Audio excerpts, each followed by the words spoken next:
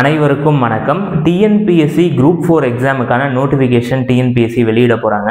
இன்னும் நம்ம கையில் ஆல்மோஸ்ட் ஒரு 80 நாட்கள் கிட்ட இருக்கு. இந்த 80 டேஸ்க்கான ஸ்டடி பிளான் வந்து இந்த வீடியோவில் நம்ம டிஸ்கஸ் பண்ணலாம். அது மட்டும் இல்லை, இந்த தேர்வை கிராக் பண்ணோம் அப்படின்னா அதற்கு என்னென்ன ஸ்ட்ராட்டஜிஸ்லாம் நம்ம ஃபாலோ பண்ணோம், இதில் இருக்கக்கூடிய முக்கியமான விஷயங்கள் எல்லாமே நம்ம இந்த வீடியோவில் 1 by 1 நம்ம டிஸ்கஸ் பண்ணலாம். அதுக்கு முன்னாடி நம்ம மெர்க்குரி ஐஏஎஸ் அகாடமி சார்பாக நம்ம வந்து குரூப் 4 எக்ஸாமுக்காகவே பிரத்யேகமாக ஒரு டெஸ்ட் பேட்ச் லான்ச் பண்ணியிருக்கோம். இந்த டெஸ்ட் பேட்சில் வீக்கெண்ட் டெஸ்ட் பேட்சும் இருக்குது, வீக் டே டெஸ்ட் பேட்சும் இருக்குது. வீக்கெண்ட் டெஸ்ட் பேட்ச்னா சாட்டர்டே அண்ட் சண்டே மட்டும் உங்களுக்கு டெஸ்ட் நடைபெறும். வீக் டே டெஸ்ட் பேட்ச்னா week days from Monday to Friday any 2 days வந்து உங்களுக்கு டெஸ்ட் நடக்கும். அந்த டெஸ்ட்டுக்கான ஷெடியூல், டீட்டெயில்டு ஷெடியூல் வந்து நான் வந்து டிஸ்கிரிப்ஷனில் கொடுத்துருக்கேன். அந்த ஷெடியூலை நல்லா கோத்ரூ பண்ணுங்கள். அந்த ஷெடியூல் உங்களுக்கு ஆப்டாக பர்ஃபெக்டாக சூட் ஆகுது அப்படின்ற பட்சத்தில் நீங்கள் தாராளமாக இந்த டெஸ்ட் பேட்சில் நீங்கள் என்ரோல் பண்ணிக்கலாம். டெஸ்ட்டு எல்லாமே வந்து உங்களுக்கு ஆன்லைன் மோடில் தான் நடக்கும், அதாவது டெலகிராமில் தான் நடக்க போகுது டெஸ்ட் எல்லாமே. அதில் கொடுக்கப்பட்ட அந்த டேட் அன்னைக்கு 10 AM மார்னிங் 10 AM வந்து உங்களுக்கு கொஷின்ஸ் எல்லாம் நாங்கள் ஷேர் பண்ணுவோம். அரௌண்ட் 6 PM வந்து எல்லா டெஸ்ட்டுக்கான, அதாவது அந்த கன்சர்ன்டு டேட்டில் நடக்க போகிற அந்த டெஸ்ட்டுக்கான ஆன்சர் கீயை உங்களுக்கு நம்ம ஷேர் பண்ணிடுவோம். இது எதுக்குன்னா உங்களை நீங்கள் செல்ஃப் எவாலுவேட் பண்ண தான். முதல்ல டெஸ்ட் பேட்ச் நம்ம ஏன் சேர்றோன்னா, நம்ம வந்து ஒரு பாத்தில் போகிறோம். நம்மளோட எய்ம் வந்து ஒரு எக்ஸாமை கிராக் பண்ணோம் அப்படின்றது தான். அதற்கான அந்த பாத்தில் நம்ம சரியாக போகிறோமா, நம்மளுடைய பர்ஃபார்மன்ஸை நம்மளால் இம்ப்ரூவ் பண்ண முடியுதா அப்படின்னு செக் பண்ணுறதுக்கு தான் டெஸ்ட் பேட்ச். இந்த விருப்பம் உள்ள மாணவர்கள் இந்த டெஸ்ட் பேட்சில் நீங்கள் என்ரோல் பண்ணலாம். ஓகே, இப்போ இந்த குரூப் 4 எக்ஸாம் தொடர்பான அனாலிசிஸை நம்ம இப்போ பார்க்கலாம். பொதுவாக குரூப் 4 எக்ஸாம் அப்படின்னு நம்ம எடுத்தோம்னா எல்லா வருஷமுமே ஒரு 20,000 to 25 லட்சம் மாணவர்கள் வந்து விண்ணப்பம் செய்வாங்க. விண்ணப்பம் செய்யக்கூடிய எல்லா மாணவர்களும் நமக்கு காம்படிட்டரா அப்படின்னு பார்த்தீங்கன்னா கண்டிப்பாக கிடையவே கிடையாது. இந்த தேர்வுக்குன்னு சீரியஸாக படிக்கக்கூடிய ஒரு ஆஸ்பிரண்ட் அப்படின்னு நீங்கள் எடுத்தீங்கன்னா அரௌண்ட் ஒரு 1.5 lakh-லேருந்து 2 lakh வரைக்கும் நம்ம எடுத்துக்கலாம். அவ்வளோ பேர் வந்து இந்த எக்ஸாமுக்காக டெடிக்கேட்டடாக படிச்சுட்டு இருக்காங்க அப்படின்னு சொல்லி அர்த்தம். இந்த 2 லட்சம் மாணவர்களை நம்ம எப்படி பிரிக்கலாம்னா ஒரு 3 கேட்டகரியில் நம்மளால பிரிக்க முடியும். அதாவது சென்ற வருடம் நடந்த குரூப் 4 தேர்வில் ஒரு கேள்வியாலேயோ இல்லை ஒரு 2 கேள்வியாலேயோ இந்த மாதிரி வந்து ஒரு நேரோ மார்ஜினில், ஒரு குறுகிய மார்ஜினில் வந்து அவங்களுடைய வெற்றி வாய்ப்பை இழந்தவங்க வந்து ஃபஸ்ட்டு கேட்டகரியில் வருவாங்க. செகண்ட் கேட்டகரியில் இந்த குரூப் 4 தேர்வுக்காகவே ஒரு வருடத்திற்கு மேலே படிக்கக்கூடிய ஆஸ்பிரண்ட் வந்து செகண்ட் கேட்டகரியில் வருவாங்க. 3வது கேட்டகரியில் இப்போதான் ஒரு மாதமாவோ இல்லை ஒரு 2 months-ஆவோ இல்லை இனிமேட்டு ப்ரிப்பரேஷனை ஆரம்பிக்கக்கூடிய ஒரு மாணவராக நீங்கள் இருந்தீங்கன்னா நீங்கள் எல்லாரும் இந்த 3rd கேட்டகரியில் வருவீங்க. இந்த 3 கேட்டகரி பீப்புளாலையுமே இப்போ வரக்கூடிய இந்த குரூப் 4 தேர்வை கட்டாயமாக கிராக் பண்ண முடியும். ப்ரொவைடட் நீங்கள் உங்கள் எஃபோர்ட்டை நீங்கள் துரிதப்படுத்தினா தாராளமாக கிராக் பண்ண முடியும். அது ஏன் அப்படின்றதுக்கான ரீசனை நான் இப்போ சொல்கிறேன். இப்போ குரூப் 4 எக்ஸாம் G4ன்னு அந்த இடத்துல எழுதுறேன். இந்த எக்ஸாம் ஆகட்டும் G1 குரூப் 1 ப்ரிலிமினரி ப்ராக்கெட்டில் PRE அப்படின்னு போடுறேன். அப்புறம் குரூப் 2 குரூப் 2A இது ரெண்டுக்குமே ஒரே ப்ரிலிம்ஸ் தான். மெயின்ஸில் தான் குரூப் 2க்கு தனி மெயின்ஸு, குரூப் 2Aக்கு தனி மெயின்ஸ் அப்படின்னு சொல்லி பிரிவாங்க. இப்போ இந்த 3 எக்ஸாமுமே ஒரு 1000 மணி நேரம் நீங்கள் ப்ரிப்பேர் பண்ணுறீங்க அப்படின்ற பட்சத்தில் தாராளமாக அந்த 1000 hours வந்து போதும். இருக்கக்கூடிய சிலபஸ் கண்டென்ட் எல்லாம் நீங்கள் படித்து முடிச்சு டெஸ்ட் எல்லாம் ப்ராக்டிஸ் பண்ணுறதுக்கு 1000 hours-ன்றது it is more than enough to crack these 3 exam. இந்த 3 எக்ஸாமுமே நீங்கள் கிளியர் பண்ணுறதுக்கு இந்த 1000 மணி நேரம்ன்றது உங்களுக்கு சஃபிஷியண்ட்டாக இருக்கும். அதனால் வந்து இப்போது நீங்கள் இந்த குரூப் 4 எக்ஸாமுக்கு படிக்க ஆரம்பித்தா கூட கான்ஃபிடென்ட்டாக நீங்கள் இந்த ப்ரிப்பரேஷன் ஃபேஸில் உங்களை நீங்கள் செலுத்தலாம். தாராளமாக உங்களால் கிராக் பண்ண முடியும். நீங்கள் வந்து ஒரு 6 மணி நேரம் உங்கள் கையில் கிடைக்கிது. ஃபார் எக்ஸாம்பிள் ஒரு வேலைக்கு போயிட்டு படிக்கக்கூடிய ஒரு மாணவராக நீங்கள் இருக்கீங்கன்னா ஒரு 6 hours வந்து டெடிக்கேட்டடாக இந்த எக்ஸாமுக்கு ஸ்பெண்ட் பண்ணுங்கள். இந்த எக்ஸாம் ப்ரிப்பரேஷனுக்காக ஸ்பெண்ட் பண்ணுங்கள். தாராளமாக உங்களால் இந்த எக்ஸாமை கிராக் பண்ண முடியும். தென் இப்போ இனிமேல்கிட்ட படிக்கிறீங்க அப்படின்னா நீங்கள் வந்து ஒரு விஷயத்தில் கிளியராக இருக்கணும். நான் வந்து என் சிலபஸ் கண்டென்ட்டை தொடர்பாக வேண்டிய எல்லா டாப்பிக்கையும் நான் வந்து இந்த 50-லேருந்து 60 நாள் உள்ள நான் வந்து என் சிலபஸ் டாபிக் எல்லாத்தையுமே நான் வந்து கவர் பண்ணிடுவேன் அப்படின்ற அந்த பாயிண்டில் நீங்கள் கிளியராக இருங்க. அதுக்கு மேலே நீங்கள் புதுசாக எதுவுமே படிக்கக்கூடாது. சிலபஸ் டாப்பிக்கை தொடர்பாக புதுசாக ஒரு புக் வாங்கி படிக்கிறதோ இல்லை புதுசாக ஒரு சிலபஸ் டாபிக் படிக்காத ஒரு டாப்பிக்கு புதுசாக படிக்கிறதோ இருக்கக்கூடாது. 60 days-னா 60 days தான். அதுக்கு மேலே வந்து எந்த ஒரு டாப்பிக்குமே நம்ம ஃப்ரெஷ்ஷாக படிக்கக்கூடாது. 2வதாக இருக்கிறது ரிவிஷன். ஒரு போட்டித் தேர்வுன்னு நம்ம எடுத்துக்கிட்டோம்னா அந்த எக்ஸாமை கிராக் பண்ணுறது எதில் இருக்கும்னா ரிவிஷனில் தான் இருக்குது. ரிவிஷனை ஒரு நிறையா வாட்டி ரிவிஷன், உங்களால் எவ்வளோ வாட்டி ரிவிஷன் பண்ண முடியுமோ அவ்வளோ வாட்டி வந்து நீங்கள் ரிவிஷன் பண்ணியிருக்கணும். அதுதான் ஒரு காம்படிட்டிவ் எக்ஸாம் நம்ம கிளியர் பண்ணுறோமா இல்லை ஃபெயில்யூர் ஆகிறோமான்றதை இந்த ரிவிஷன் தான் டிசைட் பண்ணணும். நிறையா வாட்டி நீங்கள் ரிவிஷன் பண்ணணும். அதுக்குன்னே 20 to 25 days, எக்ஸாம் July 13 நடக்குதுன்னா அதுக்கு ஒரு 20 to 25 நாட்கள் முன்னாடியே நீங்கள் இந்த ரிவிஷன் ப்ராசஸ் ஆரம்பிச்சிடணும். ரிவிஷனை நம்ம ஸ்டார்ட் பண்ணிட்டோம் அப்படின்னாலே புதுசாக படிக்கிறத ஸ்டாப் பண்ணிடணும். இதுதான் ஃபஸ்ட்டு உங்கள் மைண்டில் இருக்கணும். நான் 50 to 60 நாள் படிக்க போகிறேன், 20 to 25 நாள் ரிவிஷன் பண்ண போகிறேன். அப்படி ரிவிஷன் பண்ணும் போது தமிழ் பாடம், இந்த பொது தமிழ் தாளை வந்து ஒரு 5 to 7 வாட்டி ரிவிஷன் பண்ணணும். அதே மாதிரி ஆப்டிடியூடை ஒரு 5 to 7 வாட்டி ரிவிஷன் பண்ணோம். ஜிஎஸ்ஸை ஒரு 3 to 5 வாட்டி ரிவிஷன் பண்ணோம் அப்படின்றத நீங்கள் உங்கள் மைண்டில் ஃபிக்ஸ் பண்ணிக்கிங்க. இது ஏன் நான் சொல்கிறேன்னா, இவ்வளோ வாட்டியான்னு நீங்கள் யோசிக்கக்கூடாது. ரிவிஷன் நம்ம அதிகமாக பண்ண நம்ம படிக்கக்கூடிய அந்த கண்டென்ட் எல்லாமே நம்மளுடைய பிரெயினில் போய் நல்லா ஸ்டோர் ஆகும். ஃபைனலாக நீங்கள் எழுத போகிற Group 4 எக்ஸாமில் எக்ஸாம் ஹாலில் ஒரு கொஷின் நீங்கள் படிக்கிறீங்க அப்படின்னா உங்கள் மைண்டில் நீங்கள் எழுதி வச்ச அந்த நோட்ஸ் வந்து உங்கள் மைண்டில் வரும். அதுக்காக தான் உங்கள் நோட்ஸை நிறையா வாட்டி நான் ரிவிஷன் பண்ண சொல்கிறது. நம்ம கையெழுத்துன்னு நம்ம எடுத்தோன்னா அந்த கையெழுத்து ஃபார்வேர்டு அண்டு பேக்வேர்ட் மோஷன் இருக்கும். அதை ஸ்ட்ரோக்குன்னு சொல்லுவாங்க. அந்த ஸ்ட்ரோக் வந்து எல்லாத்துக்குமே மாறும். அது கண்டிப்பாக எல்லாத்துக்குமே மாறும். நீங்கள் கொஷினை படிக்கும் போது நான் வந்து இந்த நோட்டில் இதுக்கு தொடர்பான ரெலவெண்ட்டான பாயிண்ட்டை நான் வந்து எழுதி வச்சுருந்தேன், இந்த கொஷினுக்கு இதுதான் ஆன்சர் அப்படின்றது உங்கள் மைண்டில் ஸ்ட்ரைக் ஆகும். அதுக்காக தான் உங்கள் நோட்ஸை பல வாட்டி நான் ரிவிஷன் பண்ண சொல்கிறேன். இந்த ஷெடியூலில் ஃபஸ்ட்டு கிளியராக இருங்க. இப்போ நெக்ஸ்ட்டு ஒவ்வொரு சப்ஜெக்ட்டுக்கான அனாலிசிஸை நம்ம பார்க்கலாம். இப்போ பொது தமிழ் பாடத்தை வந்து நம்ம பார்க்க போகிறோம். பொது தமிழ் தான் ரொம்ப ஒரு முக்கியமான ஒரு பாடம் அப்படின்றது எல்லாத்துக்குமே தெரியும். ஏன்னா 200 கேள்வி கேட்க போகிறாங்க. அதில் கரெக்டாக half of the கொஷின் எதுலேருந்து வரப்போகுதுன்னா 100 கேள்விகள் இந்த பொது தமிழ் பாடத்துலேருந்து தான் வரப்போகுது. உங்கள் சிலபஸ் பொறுத்த வரைக்கும் நீங்கள் எடுத்தீங்கன்னா உங்கள் பொது தமிழில் இருக்கக்கூடிய எல்லா டாப்பிக்கையும் 7 அலகுகளாக அவங்க கொடுத்துருப்பாங்க. அலகு 1ல் ஆரம்பித்து அலகு 7 வரைக்கும் 7 அலகுகளாக கொடுத்துருப்பாங்க. அலகுனா என்னன்னா ஒன்றும் இல்லை, யூனிட்னு அர்த்தம். யூனிட் 1ல் இலக்கணம் கொடுத்துருப்பாங்க, யூனிட் 2ல் சொல்லகராதி, அப் டு யூனிட் 6 வரைக்கும் இருக்கக்கூடிய கண்டென்ட்லேருந்து உங்களுக்கு 85% கேள்விகள் வந்து வரப்போகுது. அப்போது அலகு 1லேருந்து அலகு 6 வரைக்கும் இருக்கக்கூடிய டாபிக்ஸ் ரொம்ப ரொம்ப முக்கியம். இதில் இருக்கக்கூடிய கொஷின் எல்லாமே நீங்கள் ஒரு சில ரூல்ஸை நீங்கள் படிச்சிட்டிங்கனாலே தாராளமாக எளிமையாக சால்வ் பண்ண முடியும். அதுதான் இலக்கண விதிகள் அப்படின்னு சொல்லி நம்ம சொல்லலாம். அந்த இலக்கண விதிகள் எல்லாமே உங்களுக்கு தெரியுது அப்படின்ற பட்சத்தில் தாராளமாக அவங்களால 85 கேள்விகளுக்கு எளிமையாக தயாராகிட முடியும். இலக்கண விதிகள் மட்டும் இல்லை, ஒரு சில ஜென்ரலான டாபிக், கலை சொற்கள் ஆகட்டும் இல்லை எழுதும் திறன் ஆகட்டும், இதெல்லாம் ஜென்ரலான டாப்பிக்கா, இதெல்லாம் நீங்கள் படிச்சிட்டிங்கனாலே 85 கொஷினுக்கு எந்தவித பிரச்சனையும் இல்லை. லாஸ்ட்டாக இருக்கக்கூடிய அலகு 7 வந்து இலக்கியம் மற்றும் தமிழறிஞர்களும் தமிழ் தோன்றும் தொடர்பான செய்திகள். இதுலேருந்து 15 கொஷின் வரப்போகுது. இதில் வந்து திருக்குறள்லேருந்து 20 அதிகாரங்கள், அறநூல்கள் தொடர்பான செய்திகள், இதெல்லாம் வந்து நீங்கள் கவர் பண்ணணும். அப்புறம் தமிழ் மொழியின் தொன்மை, திராவிட மொழிகளின் சிறப்பு, இதெல்லாம் ரொம்ப முக்கியமான ஒரு டாபிக். அப்புறம் தமிழ் அறிஞர்களுடைய துண்டு, அதெல்லாம் நீங்கள் படிக்கிற மாதிரி இருக்கும். இந்த 6 யூனிட் வந்து டெய்லி நீங்கள் படிக்கும் போதே ஒரு குறிப்பிட்ட அமௌண்ட் ஆஃப் டாபிக் ஃப்ரம் அலகு 7ஐயுமே நீங்கள் படிக்க ஆரம்பிக்கணும். அதாவது இன்னைக்கு ஒரு அதிகாரம் படிக்கிறீங்கன்னா நாளைக்கு அடுத்த அதிகாரம் திருக்குறளில், அப்படி மாதிரி வந்து நம்ம ப்ரிப்பரேஷனை டெய்லி எடுத்துகிட்டு போயிட்டே இருக்கணும். அப்போ தான் நம்மளால் தமிழ் பாடத்தை பொறுத்த வரைக்கும் முழுமையாக இந்த குறுகிய காலத்தில் நம்மளால் சிலபஸை கம்ப்ளீட் பண்ண முடியும். சரி, இப்போ இதில் இருக்கக்கூடிய யூனிட்ஸ் எல்லாம் பார்த்தோம். சிலபஸை எப்படி டிவைட் ஆகுது, 85% வந்து இலக்கணம் மற்றும் பேசிக்கான டாப்பிக்லேருந்து வரப்போகுது. இதை பார்த்தாச்சு. எப்படி நான் ப்ரிப்பரேஷனை ஸ்டார்ட் பண்ணுறது அப்படின்னா, முதல்ல சிலபஸை எடுங்க, அதில் இருக்கக்கூடிய டாபிக் எல்லாத்தையும் நல்லா படித்து பாருங்கள். அது தொடர்பான கண்டென்ட்டை நீங்கள் படிக்கிறதுக்கு முன்னாடி previous year question paper from 2019, அதாவது Group 2 Group 4ல் பொது தமிழ்ன்றதுக்கான ரோல் இருக்கும். அது மட்டும் இல்லாமல் ஹிந்து அறநிலையத்துறை வந்து ஒரு எக்ஸாம் நடத்தியிருப்பாங்க. அதுலேயுமே தமிழ் தாள் வந்து இடம்பெற்றிருக்கும். அந்த கொஷின் பேப்பர்லாம் நீங்கள் எடுத்து பார்க்கணும். Group 5 Group 3லையும் தமிழ் தாள் வந்து இடம்பெற்றிருக்கும். அதெல்லாம் நீங்கள் வந்து நல்லா அனலைஸ் பண்ணி பாருங்கள். அப்போ தான் உங்களுக்கு ஒரு ஐடியா கிடைக்கும். இப்போ இந்த தமிழ் பாடத்துக்கு எந்தெந்த புக்ஸ்லாம் நம்ம ரெஃபர் பண்ணோம் அப்படின்றத இப்போ நம்ம பார்க்கலாம். இதுக்கு வந்து 6th to 10th வரைக்கும் இருக்கக்கூடிய புக்ஸை நீங்கள் படிச்சிங்க அப்படின்னாலே 90% கண்டென்ட் வந்து உங்களுக்கு இதிலே கவர் ஆகிடும்.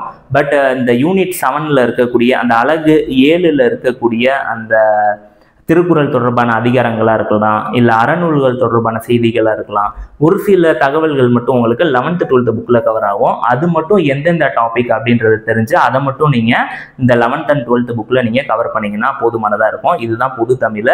உங்களுடைய அல்டிமேட் எய்ம் வந்து பொது தமிழ் பொறுத்த வரைக்கும் 100க்கு 98க்கு மேலே எடுக்கணும் அப்படின்றத உங்கள் டார்கெட்டாக வச்சு நீங்கள் உங்களுடைய ப்ரிப்பரேஷனை நீங்கள் ஆரம்பிங்க. இல்லை இனிமேல்ட்டு இந்த 100க்கு 98க்கு மேலே நம்ம எடுக்கிற மாதிரி உங்கள் ப்ரிப்பரேஷனை அப்கிரேட் பண்ணி நீங்கள் எடுத்துகிட்டு போகணும். அது நாம ஆப்டிடியூட் பாடத்தை பற்றி நம்ம பார்க்கலாம். ஆப்டிடியூடில் எல்லாராலையும் 25 out of 25 எடுக்க முடியும். நீங்கள் கணித பாடத்தில் ரொம்ப வீக்காக இருக்கீங்க அப்படின்ற பட்சத்தில் டெய்லி ஒரு 1 hour வந்து ஆப்டிடியூடுக்குன்னு நீங்கள் அலோகேட் பண்ணணும். இந்த 1 hourல எல்லா டாபிக் ரிலேட்டடான பேக்ரவுண்ட் இன்ஃபர்மேஷன் எல்லாம் நீங்கள் சேகரிக்கணும். அப்படின்னா எதை நான் மீன் பண்ணுறேன்னா, இப்போ மென்சுரேஷன் அப்படின்னு ஒரு டாபிக் படிக்கிறீங்கன்னா அதில் 2D 3Dன்னு 2 இருக்கும். அது தொடர்பான ஏரியாவுக்கு என்ன ஃபார்முலா, அப்புறம் வால்யூமுக்கு என்ன ஃபார்முலா, கர்வ் சர்ஃபேஸ் ஏரியா, இது மாதிரி வந்து 2D 3D ஆப்ஜெக்ட்டுக்கு மாறுபடும். இந்த ஃபார்முலா எல்லாத்தையும் ஃபஸ்ட்டு நல்லா படிச்சிருங்க. இது மாதிரி ஒவ்வொரு டாப்பிக்குமே அது சார்ந்து இருக்கக்கூடிய ஃபார்முலா அண்டு கான்செப்டை ஃபஸ்ட்டு நல்லா நீங்கள் லேர்ன் பண்ணணும். இதுக்கு தான் 1 hour டெய்லி நீங்கள் அலோகேட் பண்ணணும். ஃபஸ்ட்டு கான்செப்டை தெளிவாக படிங்க, அப்புறம் கொஷின்ஸை சால்வ் பண்ணணும். இதற்கு இருக்கக்கூடிய ஒரு முக்கியமான ஒரு சோர்ஸ் வந்து ப்ரீவியஸ் இயர் கொஷின் பேப்பர் தான். புக்கெல்லாம் அப்புறம் தான், செகண்டரி தான். First previous year question paper 2019 இன்னைக்கு வரைக்கும் எந்த டிஎன்பிஎஸ்சி தேர்வு நீங்கள் எடுத்தாலும் ஜென்ரல் ஸ்டடீஸில் கட்டாயமாக 25 கொஷின் வந்து எதுலேருந்து இருக்கும்னா இந்த ஆப்டிடியூட்லேருந்து இருக்கும். அந்த 25 கொஷினை according to your topic, for example ratio proportion அப்படின்னா அந்த ரேஷியோ ப்ரொபோர்ஷனில் என்னென்ன கொஷின்லாம் கேட்டிருக்காங்களோ அதை மட்டும் நீங்கள் தனியாக செக்ரிகேட் பண்ணணும். இது மாதிரி ஒவ்வொரு டாப்பிக்கும் நீங்கள் செக்ரிகேட் பண்ணி கொஷினை எந்தெந்த டைப்ஸில் கேட்குறாங்க அப்படின்றத டைப் ஏ, டைப் பி, இல்லை டைப் 1, டைப் 2 அது மாதிரி நீங்கள் செக்ரிகேட் பண்ணி அதுக்கு உள்ள ஃபார்முலாவை நல்லா நீங்கள் மைண்ட் மேப்பிங்னு சொல்லுவாங்க, அதை நீங்கள் பண்ணி வச்சிட்டீங்க அப்படின்னாலே ஆப்டிடியூட் பொறுத்த வரைக்கும் நீங்கள் ரொம்ப பயப்பட தேவையில்லை. இதில் ரொம்ப முக்கியமான ஸ்டெப் என்னன்னா, நிறையா மாணவர்கள் வந்து இந்த ஃபார்முலா மெத்தடை ஃபாலோ பண்ணுவாங்க. ஆப்டிடியூட் கணக்கு அப்படின்னு நீங்கள் எடுத்தீங்கன்னா சிம்பிள் இன்ட்ரெஸ்ட், காம்பவுண்ட் இன்ட்ரெஸ்ட்லாம் வந்து ஃபார்முலாவில் போடுறத விட ஷார்ட்கட்டில் நீங்கள் போட்டிங்கன்னா ஆன்சர் சீக்கிரம் உங்களால் எடுக்க முடியும். பட் பேங்க் எக்ஸாமில் தான் அந்த ஸ்பீடுன்றது ரொம்ப முக்கியம். டைம் மேனேஜ்மெண்ட்டில் நான் தெளிவாக எக்ஸ்பிளைன் பண்ணுறேன். இப்போதைக்கு இந்த ஃபார்முலா மெத்தடில் நீங்கள் சால்வ் பண்ணிங்கன்னா கண்டிப்பாக ஒரு கொஷினுக்கு 1 minute கண்டிப்பாக ஆகும். அதனால் ஷார்ட்கட் மெத்தடில் நீங்கள் சால்வ் பண்ணுற பட்சத்தில் கொஞ்சம் துரிதமாக உங்களால் ஆன்சர் கொண்டு வர முடியும். பட் உங்களுக்கு எது சூட்டபுளாக இருக்கோ அந்த மெத்தடை நீங்கள் சூஸ் பண்ணுங்கள், அதுதான் ரொம்ப முக்கியம். ஃபார்முலா மெத்தட் நீங்கள் சூஸ் பண்ணுறீங்கன்னா அது தொடர்பான ஃபார்முலா, ஒவ்வொரு டாப்பிக்கும் நிறைய ஃபார்முலா இருக்கும், அந்த ஃபார்முலாஸை பல வாட்டி நீங்கள் ரிவிஷன் பண்ணிகிட்டே இருக்கணும். இது ரொம்ப முக்கியம். ஷார்ட்கட் மெத்தட் அப்படின்ற பட்சத்தில் இப்போ சிம்பிள் இன்ட்ரெஸ்ட்னு நீங்கள் எடுத்தீங்கன்னா ஒரு 7 ஷார்ட்கட் இருக்கும். அந்த ஷார்ட்கட் மெத்தட் எந்த சம்முக்கு எந்த ஷார்ட்கட்டு அதை வந்து நிறையா வாட்டி நீங்கள் கோத்ரூ பண்ணிட்டே இருக்கணும். எந்த மெத்தடை வேணால் சூஸ் பண்ணிக்கிங்க, அது ஒரு பிரச்சனையே இல்லை. இந்த 2 மெத்தடையும் யூஸ் பண்ணி ஆப்டிடியூட் அண்ட் ரீசனிங் பாடத்தை நீங்கள் படித்து முடிக்க போகிறீங்க. தென் இதை முடிச்சதுக்கப்புறம் ஒரு முக்கியமான ஒரு ஸ்டெப் இருக்குது, அதுதான் ஃபேக்சுவல் கொஷின். இப்போது 1 அப்படின்ற அந்த நம்பர் வந்து பிரைம் நம்பரா காம்போசிட் நம்பரா அப்படின்னு சொல்லி ஒரு கொஷின் கேட்குறாங்க அப்படின்னா அதுக்கு என்ன ஆன்சராக வரும்னா 1 is neither prime nor composite அப்படின்னு சொல்லுவாங்க. இதெல்லாம் எங்கே இருக்கும்னா உங்கள் school book 6th to 10th வரைக்கும் இருக்கக்கூடிய ஸ்கூல் புக்கில் பாயிண்ட்ஸ் டு ரிமெம்பர் ஒவ்வொரு டாப்பிக்கோட முடிவுலையும் ரேஷியோ ப்ரொபோர்ஷன் அப்படின்னு ஒரு டாபிக் இருக்குன்னா அதோட எண்டில் பாயிண்ட்ஸ் டு ரிமெம்பர்னு போட்டு ஒரு 7லேருந்து 10 பாயிண்ட் கொடுத்துருப்பாங்க. அதில் முக்கியமான பாயிண்ட்டை மட்டும் உங்கள் நோட்டில் நீங்கள் எழுதிக்கலாம். இல்லை பாக்ஸில் ஏதாச்சும் ஒரு முக்கியமான பாயிண்ட் கொடுத்துருக்காங்க அப்படின்னா அதை மட்டும் நீங்கள் தனியாக எடுத்துக்கலாம். ஏன்னா 2018 நடந்த குரூப் 4 எக்ஸாம் கொஷின் பேப்பரை நீங்கள் எடுத்து பார்த்தீங்கன்னா ஆப்டிடியூட்லேருந்து கேட்கப்பட்ட 25 கேள்விகளில் மெஜாரிட்டி ஆஃப் த கொஷின் வந்து ஃபேக்சுவல் கொஷினாக அவங்க கேட்டிருந்தாங்க. ஃபேக்சுவல் கொஷின்னா ரொம்ப பயப்பட தேவையில்ல. இந்த பாயிண்ட்ஸ் டு ரிமெம்பரில் மட்டும் நீங்கள் ஸ்ட்ராங்காக இருந்தீங்கன்னா தாராளமாக உங்களால் அந்த கேள்விகளையும் சரியாக எழுத முடியும். இப்போ மேக்ஸ் பொறுத்த வரைக்கும் ஃபஸ்ட்டு நம்ம பண்ண வேண்டியது சிலபஸ் டாப்பிக்கை படித்து முடிச்சுட்டு அது இல்லாமல் ஒரு 4 டாப்பிக்கை கூட சேர்த்து படிக்கிற மாதிரி இருக்கும். Ages, profit loss, time speed distance, இதெல்லாம் வந்து ஒரு அடிப்படையான கணக்குகள் நமக்கு தெரிஞ்சிடுச்சுன்னா போதுமானதாக இருக்கும். அப்புறம் ஃபேக்சுவல் டேட்டாவுக்கு 6th to 10th புக்கில் இருக்கக்கூடிய பாயிண்ட்ஸ் டு ரிமெம்பர். நம்ம ஒட்டு மொத்தமாக நம்ம ஆப்டிடியூடுக்கு எதை நம்ப போகிறோம்னா ப்ரீவியஸ் இயர் கொஷின் பேப்பரை தான் நம்ம சார்ந்து இருக்க போகிறோம். இதுதான் ஆப்டிடியூட் பொறுத்த வரைக்கும். மொத்தமாக தமிழுக்கு 100 கேள்வி வரப்போகுது, ஆப்டிடியூடுக்கு 25 வரப்போகுது. இது ரெண்டையும் நம்ம எவ்வளோக்கு எவ்வளோ ஸ்ட்ரென்தன் பண்ண முடியுமோ அவ்வளோக்கு எவ்வளோ நம்ம ஸ்ட்ரென்தன் பண்ணி வச்சுருக்கணும். 125க்கு ஒரு 120+ எடுக்க முடியுமானா தாராளமாக எடுக்க முடியும், ப்ரொவைடட் நம்மளுடைய ஹார்ட் ஒர்க்கை அந்த அளவுக்கு நாம் கொடுத்துருக்கணும். இதெல்லாம் நம்ம எப்போ நமக்கு சரியாக வரும்னா நிறையா டெஸ்ட்டு நம்ம எடுக்கும் போது நம்ம கான்ஃபிடென்ட்டாக இந்த தேர்வை எழுதலாம். ஏன்னா நம்ம டெஸ்ட் எழுதும் போது நம்மளுடைய பர்ஃபார்மன்ஸ் வந்து இம்ப்ரூவ் ஆகிட்டே இருக்கும். அதனால் வந்து நான் சொன்னேன். பட் நம்மளுடைய ஃபைனல் எய்ம், அதாவது நம்ம குரூப் 4 எக்ஸாம் ஃபைனல் எக்ஸாமில் வந்து நம்ம வந்து இந்த 125க்கு 120க்கு மேலே எடுக்கணுன்றதை நம்ம மைண்டில் ஃபிக்ஸ் பண்ணோம். கொஷின் பேப்பர் டஃப்பாக இருந்தால் இது கொஞ்சம் குறையலாம், பட் 120+ நான் எடுப்பேன்றதை கண்டிப்பாக உங்கள் மைண்டில் நீங்கள் ஃபிக்ஸ் பண்ணிக்கிங்க. நெக்ஸ்ட் ஜென்ரல் ஸ்டடீஸ் நம்ம பார்க்கலாம். இந்த ஜென்ரல் ஸ்டடீஸ் பேப்பர் தான் குரூப் 4 பொறுத்த வரைக்கும் ரொம்ப முக்கியமான ஒரு ஏரியா. ஏன் இதை நான் சொல்கிறேன்னா, ஒரு குரூப் 4 படிக்கக்கூடிய ஒரு மாணவருக்கு ஜாப் கிடைக்குதா கிடைக்கலையா, சர்வீஸ் கிடைக்குதா கிடைக்கலையா, இல்லை அவர் வந்து ஒரு டாப் டிபார்ட்மெண்ட், அதாவது ஃபர்ஸ்ட் டே கவுன்சிலிங் போகிறாரா, ஃபர்ஸ்ட் டே யார் கவுன்சிலிங் போவானா ஒரு நல்ல ரேங்க் எடுத்த ஒரு மாணவன் தான் ஃபர்ஸ்ட் டேல கவுன்சிலிங் போக முடியும். அந்த மாதிரி ஒரு டாப் ரேங்க் நீங்கள் எடுக்கணும்னா கண்டிப்பாக இந்த ஜென்ரல் ஸ்டடீஸில் நல்ல ஸ்கோர் இருந்தால் மட்டும்தான் உங்களால் ஒரு டாப் ரேங்க் எடுக்க முடியும். டாப் ரேங்க் எடுத்தால் மட்டும்தான் ரெவன்யூ டிபார்ட்மெண்ட், ரிஜிஸ்ட்ரேஷன் டிபார்ட்மெண்ட், இது மாதிரி வந்து ஒரு நல்ல டிபார்ட்மெண்ட், டாப் டிபார்ட்மெண்ட் வந்து உங்களுக்கு கிடைக்கிறதுக்கான வாய்ப்பு அதிகமாகும். அது மாதிரி வந்து நீங்கள் ஒரு டாப் டிபார்ட்மெண்ட்டுக்கு போகணும்னா இந்த ஜென்ரல் ஸ்டடீஸில் நல்ல ஒரு டோட்டலாக நீங்கள் எடுத்துருக்கணும். இந்த ஜென்ரல் ஸ்டடீஸ்க்கான ஸ்ட்ராட்டஜியை இப்போ 1 by 1 நான் சொல்கிறேன். இதில் மொத்தம் இருக்கக்கூடிய யூனிட்ஸோட எண்ணிக்கை வந்து 6 யூனிட் இருக்குங்க. இதில் நான் தமிழுக்கு சொல்லியிருந்தேன். அதில் அலகுகளை, அதாவது யூனிட் வைஸாக யூனிட் 1லேருந்து 7 வரைக்கும் இருக்குது அப்படின்னு பார்த்தோம். ஆப்டிடியூட்ல உங்கள் சிலபஸில் 15 டாபிக் கொடுத்துருப்பாங்க, ஆப்டிடியூட் ரீசனிங் சேர்த்து. அது இல்லாமல் ஒரு 4லேருந்து 6 டாபிக் வந்து கூட படிக்கணும்னு நான் சொல்லியிருந்தேன். இப்போ இந்த ஜென்ரல் ஸ்டடீஸ் பொறுத்த வரைக்கும் 6 சப்ஜெக்டை நீங்கள் படிக்க போகிறீங்க. யூனிட் 1ல் சயின்ஸ் 5 கொஷின் வரும், யூனிட் 2ல் ஜியாகிரஃபி 5 கொஷின் வரப்போகுது, unit 3 history, culture, Indian national moment இதுலேருந்து 10 கொஷின், அப்புறம் யூனிட் 4 இந்தியன் பாலிட்டி அதுலேருந்து 15 question, unit 5 Indian economy and development administration in Tamil Nadu இதுலேருந்து 20 கொஷின், அப்புறம் unit 6 history, culture, socio political movement in Tamil Nadu இதுலேருந்து 20 question. இது எல்லாத்தையும் சேர்த்து 75 கொஷின் வரப்போகுது. இதில் எது ரொம்ப முக்கியமான யூனிட் அப்படின்னு நீங்கள் பார்த்தீங்கன்னா யூனிட் 6 அண்ட் யூனிட் 5 இந்த 2 யூனிட் தான் ரொம்ப முக்கியம். ஏன்னா யூனிட் 6லேருந்து 20, யூனிட் 5லேருந்து 20 ரெண்டையும் சேர்த்தீங்கன்னா 40 கொஷின். ஜென்ரல் ஸ்டடீஸ்லேருந்து வரப்போகிற 75 கேள்விகளில் மோர் தென் ஹாஃப் ஆஃப் த கொஷின் எதுலேருந்து வரப்போகுதுன்னா இந்த யூனிட் 6 அண்ட் யூனிட் 5லேருந்து தான் வரப்போகுது. அப்படின்னா என்னன்னா, நம்ம ஒரு நாளைக்கு 6 மணி நேரம் படிக்கிறோமோ 8 மணி நேரம் படிக்கிறோமோ அது ஒரு பிரச்சனையே இல்லை. Nearly half of the time வந்து நம்ம தமிழுக்கும் ஆப்டிடியூடுக்கும் அலோகேட் பண்ணிடணும். அப்புறம் ரிமைனிங் ஹாஃப் ஆஃப் த டைமில் ஒரு குறிப்பிட்ட அமௌண்ட் ஆஃப் டைம் வந்து previous year question paper analyse பண்ணுறது, டெஸ்ட் எடுத்துக்கிறது, இதெல்லாம் அந்த டைமை நீங்கள் ஷெடியூல் பண்ணியிருக்கணும். அப்புறம் ஒரு முக்கியமான ஒரு டைமை இந்த யூனிட் 5 அண்ட் யூனிட் 6க்குன்னு நீங்கள் ஜென்ரல் ஸ்டடீஸுக்குன்னு அலோகேட் பண்ணுற நேரத்தில் மெஜாரிட்டி ஆஃப் த டைம் வந்து இதுக்குன்னு நீங்கள் அலோகேட் பண்ணியிருக்கணும். அதாவது உங்கள் எக்ஸாமுக்கு நீங்கள் போகிற வரைக்குமே இந்த யூனிட் 5 ஆர் யூனிட் 6 வந்து நீங்கள் டெய்லி படிச்சுட்டே இருக்கணும் அப்படின்றத நான் இங்கே மீன் பண்ணுறேன். அப்புறம் இதை படித்து முடிச்சதுக்கப்புறம் இந்தியன் பாலிட்டி 15 கொஷின் வரப்போகுது. இந்த பாலிட்டின்றது புக்கு 6th to 12th வரைக்கும் நீங்கள் படிச்சிட்டிங்க அப்படின்னாலே மோர் தென் எனஃப் இந்தியன் பாலிட்டி பொறுத்த வரைக்கும் நீங்கள் பயப்படவே தேவையில்ல. லக்ஷ்மிகாந்த்லாம் அப்புறம் தான், எடுத்தோன்னா லக்ஷ்மிகாந்த் புக்கை படிக்காதீங்க. குரூப் 4 படிக்கிற மாணவர்கள் நீங்கள் வந்து 6th to 12th வரைக்கும் படிச்சிட்டிங்கன்னா மோர் தென் எனஃப் இந்தியன் பாலிட்டிக்கு. அப்புறம் யூனிட் 3 பொறுத்த வரைக்கும் இண்டஸ் வேலி சிவிலைசேஷன்லாம் ஏன்ஷியன்ட் ஹிஸ்ட்ரியில் வரும். ஏன்ஷியன்ட் மெடிவலை விட 1600 அந்த இயர், அதாவது அட்வென்ட் ஆஃப் ஐரோப்பியர் வருகையிலேருந்து இந்தியன் இண்டிபெண்டன்ஸ் வரைக்கும் நீங்கள் படிக்க வேண்டியது ரொம்ப முக்கியமான ஒரு ஏரியா. அந்த ஐஎன்எம்லேருந்து தான் அதிகமான கேள்விகள் வந்து வரும். இந்த 10 கொஷினில் மெஜாரிட்டி ஆஃப் த கொஷின் வந்து ஐஎன்எம்லேருந்து வரும். அப்போ சயின்ஸு ஜியாகிரஃபிக்கு என்ன பண்ணுறதுன்னா ப்ரீவியஸ் இயர் கொஷின் பேப்பர் 2019லேருந்து நீங்கள் அனலைஸ் பண்ணுங்கள். அதில் உங்களுக்கு எந்த கொஷின்லாம் ரிப்பீட் ஆகுதோ அந்த கொஷின் ரிலேட்டடான டாப்பிக்கை மட்டும் நீங்கள் படித்தா போதும். நம்ம சேனல்லையும் நான் அது தொடர்பாக வீடியோஸ் நான் வந்து போடுறேன். Science and geography, not only for science and geography, எல்லா சப்ஜெக்ட்டுமே நம்ம லெக்சர்ஸ் நம்ம சேனலில் நம்ம பார்க்கலாம். தென் இந்த ஜென்ரல் ஸ்டடீஸுக்கான மெட்டீரியல் நான் சொல்லும் போது ஆல்ரெடி நான் சொல்லியிருப்பேன். Previous year question paper from 2019லேருந்து இன்னைக்கு வரைக்கும் நம்ம பார்க்கணும் அப்படின்றது ரொம்ப முக்கியம். ஏன் 2019 நான் ஃபிக்ஸ் பண்ணுறேன்னா, 2019 தான் உங்களுக்கு first time unit 8 and unit 9 வந்து டிஎன்பிஎஸ்சி இன்ட்ரோடியூஸ் பண்ணுறாங்க. அந்த யூனிட் 8 அண்ட் யூனிட் 9 தான் இப்போ புதிய சிலபஸ் படி யூனிட் 5 அண்ட் யூனிட் 6 இருக்குது. தென் புக்ஸ் அப்படின்னா 6th to 12th வரைக்கும் நீங்கள் புக்கை படித்தாலே போதும். என்னை கேட்டால் 6ஆவதுலேயும் 12ஆவது வரைக்கும் உங்கள் சிலபஸ் டாபிக் எங்கெங்கெல்லாம் கவர் ஆகுதோ அதை மட்டும் நீங்கள் தெளிவாக படிச்சிருங்க. என்ன யூனிட் 5க்கு கொஞ்சம் எக்ஸ்ட்ராவாக ஒரு சில மேகசின்ஸை நீங்கள் ரெஃபர் பண்ணுற மாதிரி இருக்கும். நீங்கள் குரூப் 1 படிக்கிறீங்க, யூபிஎஸ்சி படிக்கிறீங்கன்னா யோஜனா நீங்கள் ரெஃபர் பண்ணுவீங்க. யோஜனானா திட்டங்கள்னு அர்த்தம். அப்படி இல்லாட்டி நீங்கள் கரண்ட் அஃபேர்ஸ் ரிலேட்டடாக ஏதாச்சும் ஒரு மேகசின் கவர் பண்ணுற மாதிரி இருக்கும்.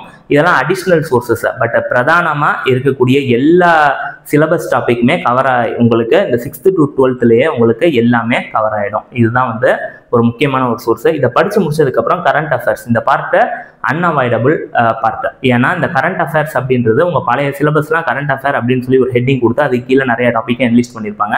பட் இந்த புதிய சிலபஸில் வந்து உங்களுக்கு யூனிட் 3 ஹிஸ்ட்ரியிலையும் யூனிட் 6ல் வரக்கூடிய history, culture and socio political movement in தமிழ்நாட்டிலையும் மட்டும் கொடுத்துருக்க மாட்டாங்க. அதை விட்டுட்டு பாக்கி இருக்கக்கூடிய 4 யூனிட்லையும் எண்டில் உங்களுக்கு கரண்ட் அஃபேர் அப்படின்றத ஒன்றா ஆட் பண்ணியிருப்பாங்க. இந்த கரண்ட் அஃபேர்ஸ் பொறுத்த வரைக்கும் ஒரு வருஷத்துக்கான கரண்ட் அஃபேர்ஸ் நீங்கள் படிச்சிருக்கீங்க அப்படின்னா போதுமானதாக இருக்கும். அப்படி லாஸ்ட் மினிட்ல என்னால் 1 இயருக்கான கரண்ட் அஃபேர்ஸ் கவர் பண்ண முடியல அப்படின்றவங்க அட்லீஸ்ட் ஒரு 6 மாதத்துக்கான கரண்ட் அஃபேர்ஸையாவது நீங்கள் கவர் பண்ணுங்கள். கண்டிப்பாக உங்களால் அதிகமான ஒரு கேள்விகள் கரண்ட் அஃபேர்ஸ்லேயும் வரக்கூடிய அதிகமான கேள்விகளை உங்களால் எளிமையாக அணுக முடியும். இதுதான் கரண்ட் அஃபேர்ஸுக்கு. கரண்ட் அஃபேர்ஸ் நீங்கள் எங்கே படிக்கணும்னா தமிழ்நாடு கேரியர் சர்வீஸ் அப்படின்னு சொல்லி ஒரு வெப்சைட் இருக்குது. TNCSன்னு நான் ஷார்ட்டாக எழுதுறேன். இந்த தமிழ்நாடு கேரியர் சர்வீஸ் வெப்சைட்டில் நீங்கள் ரெஜிஸ்டர் பண்ணிங்கன்னா மந்த்லி கம்பைலேஷனை உங்களால் டவுன்லோட் பண்ணி படிக்க முடியும். இப்படி தான் ஜென்ரல் ஸ்டடீஸை நீங்கள் வந்து அணுகணும். ஃபஸ்ட்டு சிலபஸ் ஜென்ரல் ஸ்டடீஸை பாருங்கள். அப்புறம் ப்ரீவியஸ் இயர் கொஷின் பேப்பரை நல்லா கோத்ரூ பண்ணிங்கன்னா கொஷின் எப்படி கேட்குறாங்க அப்படின்றது உங்களுக்கு தெரிய வரும். தென் 1 by 1 நான் சொன்ன மாதிரி எந்த யூனிட்டுக்கு அதிகமான ஃபோக்கஸ் கொடுக்கணுமோ அந்தந்த யூனிட்லாம் ஃபஸ்ட்டு நல்லா படிச்சிருங்க. இதுதான் ஜென்ரல் ஸ்டடீஸ் பொறுத்த வரைக்கும் உங்களுக்கு கிளியர் பண்ணுறதுக்கு ஒரு நல்ல ஒரு ஸ்ட்ராட்டஜியாக இருக்கும். இந்த வீடியோவில் நான் வந்து ஒவ்வொரு பாடத்தையும் எப்படி கவர் பண்ணும் அப்படின்றத டீட்டெயில்டாக நான் வந்து சொல்லியிருப்பேன். நான் நம்புகிறேன் வீடியோ உங்களுக்கு ஒரு பயனுள்ள வீடியோ அப்படின்னு நீங்கள் நினச்சிங்கன்னா உங்கள் ஃப்ரெண்ட்ஸ்க்கும் இந்த வீடியோவை நீங்கள் ஷேர் பண்ணுங்கள். இவ்வளோ நேரம் இந்த வீடியோ பொறுமையாக பார்த்துக்கு ரொம்ப தேங்க்ஸ். தேங்க்யூ. தேங்க்ஸ் ஃபார் வாட்சிங்.